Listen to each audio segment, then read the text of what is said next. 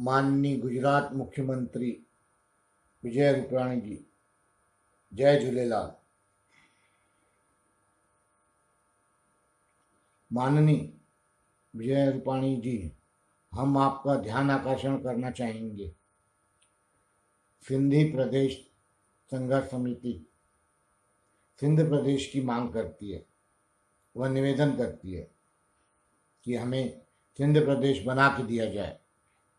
जैसा कि आपको जानकारी है, 1968 में प्रधानमंत्री माननीय जवाहरलाल नेहरू जी के कार्यकाल में संसद में मुंबई विभाजन का प्रस्ताव रखा गया था। विभाजन में 3 राज्य बनाने की मांग रखी गई थी। महाराष्ट्र अलग राज्य बने, सौराष्ट्र अलग राज्य बने और कच्छ में सिंध प्रदेश बनाया जाए।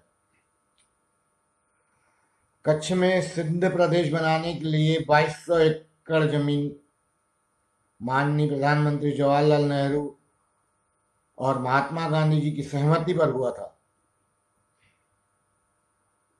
ये प्रस्ताव पास हुआ था, पर महात्मा गांधी के निधन के बाद प्रशासनिक कारणों के कारण विलंब हो गया। पर बाद में महाराष्ट्र अलग राज्य बन गया, गुजरात अलग राज्य बन गया, पर सिंध न बन सका। हम आपसे ये निवेदन करते हैं कि अब सिंध प्रदेश बनाने की पहल की जाए।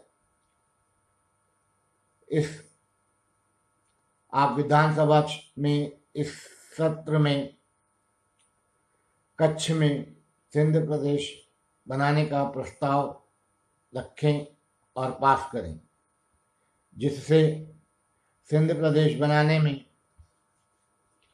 हमको मदद मिल सके। प्रस्ताव पास होने के बाद इसे केंद्र के पास भेजें आप। सिंधी प्रदेश संघर्ष समिति यह मांग करती है और आपका धन्यवाद करती है।